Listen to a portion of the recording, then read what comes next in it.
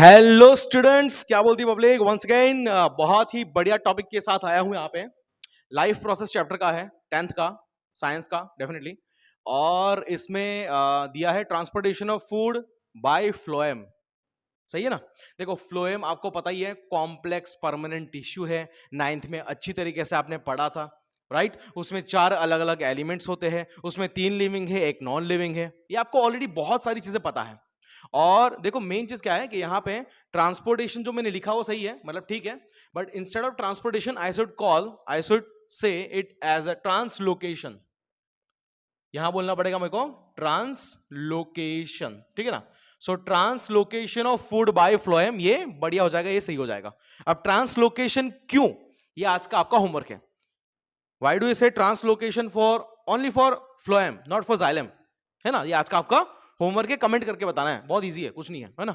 Okay, सो translocation तो ये समझ में आ गया अपने को। नाउ आपको बताइए कि फ्लोएम की अगर हम बात करते हैं, जो आपका एक कॉम्प्लेक्स परमानेंट टिश्यू है, तो इसमें 4 अलग अलग एलिमेंट्स आते हैं, राइट। एक होते हैं सीव ट्यूब एलिमेंट्स, मतलब कि sieve cells and sieve plates. Then आपका आता है कॉम्पेनियन सेल, देन आपका आता है phloem parenchyma, then phloem fibre. ये 4 आते हैं, बट उसमें से मेनली 2, जिसमें मैंने बता दिया, फिर से रिपीट कर रहा हूं। एक आता है यहां पे सीव ट्यूब एलिमेंट्स, और सीव ट्यूब एलिमेंट्स में एक आ जाएगा सीव ट्यूब सेल्स और एक आ जाएंगे सीव ट्यूब प्लेट्स, जिसमें पोर्स होते हैं, परफोरेशंस होते हैं, राइट। ये एक, और दूसरा कंपेनियन सेल। तो कंपेनियन सेल्स जो उसको हेल्प करते हैं मेनली, वो आ जाएंगे, ठीक है ना। तो ये आपको थोड़ा सा ध्यान में रखना है, याद रखना है कि ये दोनों एलिमेंट्स ही जो होते हैं, मतलब कि ये दोनों कंपोनेंट्स जो होते हैं किसके, फ्लोएम के, वो रिस्पॉन्सिबल है ट्रांसलोकेशन ऑफ फूड के लिए। सही है। हम लोग क्या समझते हैं, हम लोग क्या बोलते हैं हर बार कि ट्रांसलोकेशन किसका होता है कि भैया जो फोटोसिंथेसिस से फूड बना है, मतलब कि मोस्टली ग्लूकोज बनता है डेफिनेटली, तो ग्लूकोज का कन्वर्जन सुक्रोज में होता है, एंड सुक्रोज का होता है ट्रांसलोकेशन। लेकिन ऐसा नहीं है, यहां पे ट्रांसलोकेशन देखो, यहां पे ट्रांसलोकेशन सुक्रोज का तो होता ही है, राइट। मतलब कि आपका शुगर हो गया, जिसको शुगर बोलते हैं आप लोग, है ना। दूसरा यहां पे एमिनो एसिड का भी होता है ना। और बाकी बहुत सारे ऐसे कंपोनेंट्स हैं जिसका ट्रांसलोकेशन फ्लोएम करेगा। सही है। ऐसे बहुत सारे और भी है, जैसे फैटी एसिड भी हो गया, और बाकी बहुत सारे कंपोनेंट जिसका ट्रांसलोकेशन यहां से होता है। ओके, अब मेजरली ये जो ट्रांसलोकेशन होता है वो मल्टी डायरेक्शनल में बोल सकते हैं, बट अकॉर्डिंग टू एनसीईआरटी ये बाय डायरेक्शनल होता है। मतलब कि ये डायरेक्शनल, मतलब ये जो ट्रांसपोर्टेशन है फूड मटेरियल का, वो नीचे से ऊपर भी जाएगा और ऊपर से नीचे भी आएगा। तो इसको बोलना पड़ेगा bidirectional, bidirectional flow of what, food. मैंने यहां पे लिख दिया बाय डायरेक्शनल फ्लो, बराबर। और यू कैन से मल्टी डायरेक्शनल भी बोल सकते हैं, क्योंकि यहां पे क्या होता है, देखो यहां पे 2 चीज होती है जो हमें समझनी है, राइट। बेसिकली अगर हम बात करें ओके, यहीं पे मैं कहीं तो भी मेंशन करना पड़ेगा। ओके, यहीं पे ये प्लांट का जो डायग्राम बना है इसमें मेंशन करते हैं। तो 2 चीज पे मेनली ट्रांसपोर्टेशन होता है। मेन क्या होता है कि एक एक चीज, जैसा मैं बोल रहा हूं कि जिसमें स्टोरेज फूड मटेरियल होता है, मतलब कि जहां पे स्टोरेज होता है। तो मेजरली स्टोरेज कहां पे होता है, समझ लो कि रूट से, है ना। तो मेजर स्टोरेज पार्ट किसमें होता है, एक तो रूट हो गया, या फिर और भी बहुत सारे होते हैं, जिसमें मैं यहां पे लिख रहा हूं कि जो स्टोरेज पार्ट है इसमें हो गया रूट, है ना। या फिर यू कैन से सीड हो गया, जहां पे स्टोरेज ऑफ फूड मटेरियल होता है, या फिर फ्रूट हो गया। सही है। तो मेजरली जो ट्रांसलोकेशन होता है ना फूड मटेरियल का, वो ये 3 पार्ट में, या ऐसे पार्ट जिसमें स्टोरेज होता है वहां पे ज्यादा होता है, राइट। या फिर दूसरे होते हैं, ये होते हैं स्टोरेज पार्ट, ये तीनों को बोल सकते हैं हम लोग, जहां पे होता है फूड का स्टोरेज, ठीक है। तो ये आ गया आपका स्टोरेज पार्ट। दूसरा जो ग्रोइंग पार्ट है, जिसमें ग्रो ज्यादा करना है, ग्रोइंग पार्ट, जैसे कि you can go with bird. Okay, bird you know very well, right, कि शूट पे, स्पेशली शूट पे एंड रूट पे बर्ड्स होते हैं, राइट। तो बर्ड एक ग्रोइंग पार्ट है, राइट। उसके बाद यू कैन से के यंग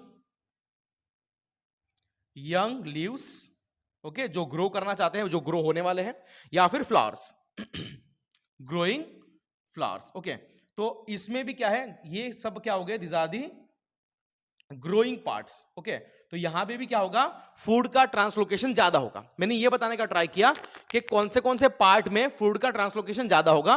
तो एक समझ में आया कि स्टोरेज पार्ट में ज्यादा होगा, दूसरा ग्रोइंग पार्ट में ज्यादा होगा, ठीक है। अब समझ लो कि जहां पे खाना बन रहा है वहां से नहीं हो रहा है ट्रांसलोकेशन, मतलब कि समझ लो कि पहले 6 दिन पकड़ते, 6 दिन फोटोसिंथेसिस चल रहा है, तो क्या होगा कि जहां पे खाना बन रहा है बाय फोटोसिंथेसिस, वहां से फूड कहां तक जाएगा, स्टोरेज पार्ट तक जाएगा एंड ग्रोइंग पार्ट तक जाएगा। क्या ये क्लियर है? नाउ अभी समझ लो कि आगे 6 दिन के बाद आगे के 10 दिन फोटोसिंथेसिस हुआ ही नहीं, तो अब क्या होगा कि स्टोरेज पार्ट में तो फूड पड़ा हुआ है स्टोर फॉर्म में, लेकिन ग्रोइंग पार्ट के पास खाना नहीं है, फूड नहीं है, उसको रिक्वायरमेंट है। तो अब क्या होगा कि स्पेशली अगर मैं स्प्रिंग की बात करूं, स्प्रिंग सीजन में जो होता है, तो वो सीजन में क्या होता है कि जो स्टोरेज पार्ट होते हैं, मतलब कि रूट और शूट में भी, तो उससे खाना जो है वो कहां जाएगा, मतलब कि फूड का ट्रांसपोर्टेशन कहां पे होगा, स्टोरेज से लेके ग्रोइंग पार्ट तक होगा। कब होगा? ऐसी कंडीशन में होगा जब सनलाइट नहीं है, फोटोसिंथेसिस नहीं हो रहा है। याद रखना, जब फोटोसिंथेसिस बिल्कुल नहीं हो रहा है, उस टाइम पे क्या होगा, स्टोरेज पार्ट से ग्रोइंग पार्ट में क्या होने वाला है, फूड का ट्रांसलोकेशन होने वाला है। फोटोसिंथेसिस हो रहा है, कोई प्रॉब्लम नहीं है, होने दो भैया, एकदम सही बात है ना। तब तो क्या होगा, सोर्स से सिंक तक जाएगा कुल मिला के। ओके, जहां पे खाना बनता है, ओके, अभी ये डायग्राम पे आते हैं मेनली। ये सब नॉर्मल चीजें जो आपको पता हो गई, मतलब पता ऑलरेडी आई थिंक थी कि ये दोनों कंपोनेंट्स मेनली रिस्पॉन्सिबल है फ्लोएम के, किसके लिए, ट्रांसलोकेशन ऑफ फूड के लिए, राइट। बाई डायरेक्शनल फ्लो होता है या मल्टी डायरेक्शनल भी बोल सकते हैं, राइट। उसके बाद मेनली जो फूड का ट्रांसलोकेशन होना चाहिए वो कहां पे होना चाहिए, स्टोरेज पार्ट में एंड ग्रोइंग पार्ट में होना चाहिए। अगर फोटोसिंथेसिस नहीं हो रहा है, बिल्कुल भी नहीं हो रहा है बहुत सारे दिनों तक, तो क्या होगा कि ये जो ट्रांसलोकेशन ऑफ फूड होने वाला है वो स्टोरेज पार्ट से लेके ग्रोइंग पार्ट तक होता है। इसका मैंने एग्जांपल दिया कि स्प्रिंग सीजन में स्पेशली क्या होता है कि जो रूट एंड सूट है, जहां पे फूड को स्टोर किया हुआ है ज्यादातर, वहां से फूड कहां तक जाएगा, वहां से फूड जाएगा ग्रोइंग पार्ट में जाएगा। ग्रोइंग पार्ट कौन सा है आपका, बर्ड समझ लो, सही है। तो ये कुछ नॉर्मल चीजें जो आपको ऑलरेडी पता थी, बट अब जो मेन पार्ट है, सबसे इंपॉर्टेंट पार्ट जो हमें समझना है वो क्या है कि फ्लोएम में ट्रांसलोकेशन ऑफ फूड कैसे होता है। ओके, वो हम लोग अभी समझने का ट्राई करने वाले हैं। चलो, तो समझ लो कि ये मैसोफिल है। मैसोफिल किसका टिश्यू भैया, mesophyll is a tissue of leaf. किसका, ये लीफ का टिश्यू है ना। तो यहां पे खाना बनता है, समझ लो कि यहां पे ग्लूकोज बना हुआ है। यहां पे क्या बना है, ग्लूकोज बना हुआ है। By which process, by the process of photosynthesis, सही है। तो जो एरिया में खाना बनता है, जहां पे फूड प्रिपेयर होता है, उसको हम लोग बोलते हैं सोर्स। क्या बोलते हैं उसको अपन, सोर्स। ओके, सोर्स एक ऐसा पार्ट है जहां पे खाना बन रहा है, सही है। समझ लो कि यहां पे ये पर्टिकुलर सेल में फूड की रिक्वायरमेंट है। ये सेल में क्या है, फूड की क्या है, नीड है, जरूरत है। ओके, तो इसको मुझे क्या बोलना पड़ेगा, इसको मुझे बोलना पड़ेगा सिंक। क्या बोलना पड़ेगा, सिंक। क्लियर है। तो जहां पे खाना बनेगा उसको बोलेंगे सोर्स, जहां पे रिक्वायरमेंट उसको बोलेंगे सिंक। ठीक है, तो चलो ये तो क्लियर हो गया, नॉर्मल चीजें मैंने ऑलरेडी बता दी। अब मेन टॉपिक के यू नो वेरी वेल के जाइलम जो होता है, जाइलम, वहां पे क्या होता है, पानी और मिनरल का ट्रांसलोकेशन होता है, मतलब सॉरी ट्रांसपोर्टेशन होता है, सही है। तो यहां से H2O एंड मिनरल का क्या होगा, ट्रांसपोर्टेशन होगा। ये कौन जा रहा है यहां पे, H2O मिनरल, मैं लिख देता हूं यहां पे H2O प्लस मिनरल्स का क्या हो रहा है, ट्रांसपोर्टेशन हो रहा है, नीचे से लेके ऊपर तक, जो आपको ऑलरेडी पता है। ये कहां पे हो रहा है, जाइलम में हो रहा है। क्लियर है। नाउ अब ये जो ग्लूकोज है जो बना हुआ है, कहां बना है, लीफ में। लीफ में कहां बना है, मैसोफिल टिश्यूज में बना हुआ है, सेल्स में बना हुआ है, बराबर है। वो ग्लूकोज का कन्वर्जन सबसे पहले होगा किसके अंदर, सुक्रोज के अंदर। क्या बनेगा इसमें से, सुक्रोज। तो glucose gets converted into, just a minute, इसको मार्कर को निकाल देते हैं, ठीक है। नाउ तो ये ग्लूकोज का पहले क्या बन जाएगा, लेट से कि यहां पे इसका बन गया सुक्रोज, थोड़ा बड़ा दिखा देते हैं, सही है। नाउ अब इसमें मूवमेंट क्या होती है, मतलब कि यहां पे फर्स्ट जो ट्रांसपोर्टेशन हो कैसे होता है कि जब कभी लीफ से, मतलब कि सोर्स से, मतलब कि लीफ के सेल से सुक्रोज कहां जाएगा, फ्लोएम में जाएगा, तो जाएगा बाय एक्टिव ट्रांसपोर्ट मैकेनिज्म। कैसे जाएगा, बाय एक्टिव ट्रांसपोर्ट मैकेनिज्म। ठीक है, इसको थोड़ा समझने का ट्राई करेंगे। देखो एक्टिव ट्रांसपोर्ट में क्या होता है, एनर्जी की नीड होती है, एनर्जी की रिक्वायरमेंट होती है। ओके, मूवमेंट ऑफ पार्टिकल जो होता है, मटेरियल जो होता है, वो lower concentration to higher concentration होता है, सही है। तो अब क्या होगा कि ऑस्मोसिस से, पहले तो ऑस्मोसिस से पानी कहां पे कहां आएगा, पानी जाइलम से फ्लोएम में आएगा। From higher concentration to lower concentration, पानी कहां पे आ गया, फ्लोएम में आ गया, सही है। क्लियर इतना।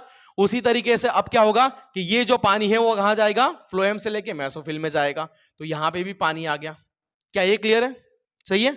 ओके, यहां पे थोड़ा बहुत सुक्रोज ऑलरेडी होता है, यहां पे सुक्रोज थोड़ा सा रहेगा, यहां भी सुक्रोज रहेगा थोड़ा सा, यहां भी सुक्रोज रहेगा थोड़ा सा, यहां भी सुक्रोज रहेगा थोड़ा सा।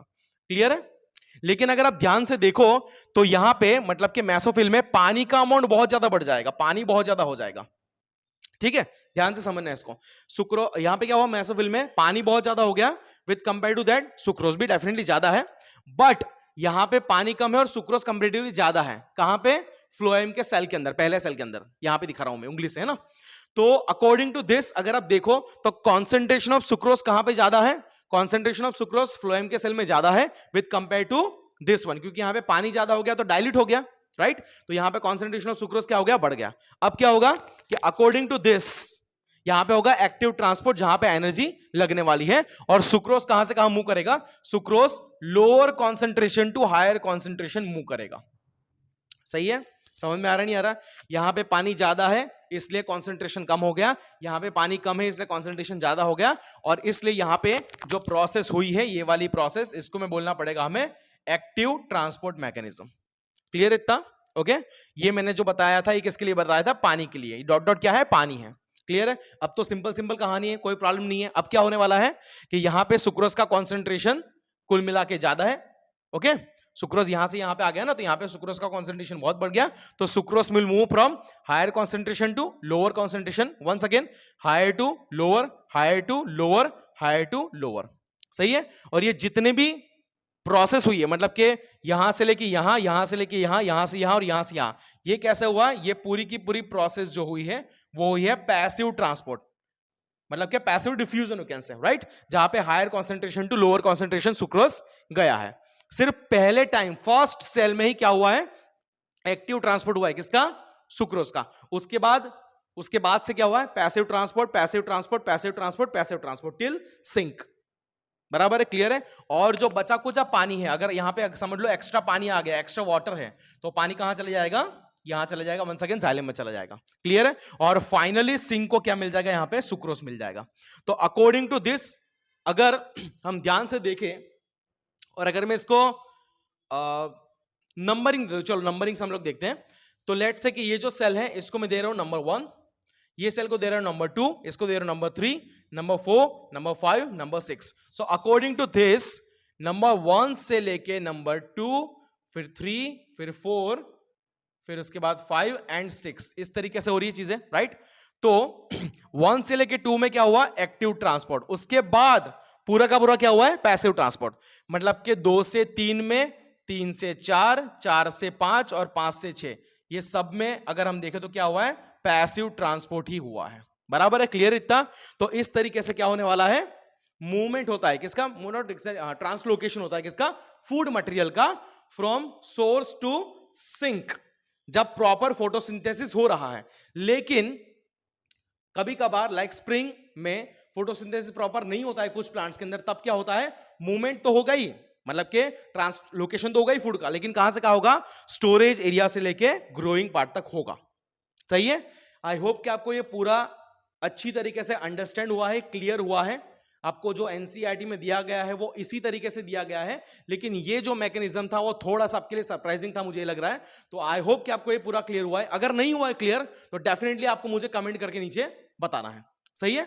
और हाँ, डिस्क्रिप्शन में इसका भी नोट्स मैंने दिया हुआ है, बहुत अच्छी तरीके से सिंपलेस्ट लैंग्वेज में दिया हुआ है। अलॉन्ग विद दैट जो की पॉइंट्स है जो आपको याद रखने वो भी दिए हुए हैं। एंड फाइनली जो क्वेश्चंस होते हैं, क्वेश्चन प्लस सॉल्यूशन, जो अभी तक बोर्ड्स एग्जाम में पूछे गए हैं ऑन दिस पर्टिकुलर टॉपिक, वो भी मैंने वहां पे मेंशन किए दिए हैं नोट्स में।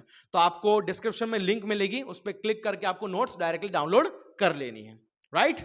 तो अभी ये आई होप कि आपको समझ में आया होगा। अगर आपको कोई नेक्स्ट टॉपिक समझना है, पढ़ना है लाइक दिस, तो प्लीज मुझे कमेंट करिए। ओके, तब तक के लिए थैंक यू सो मच। जय हिंद।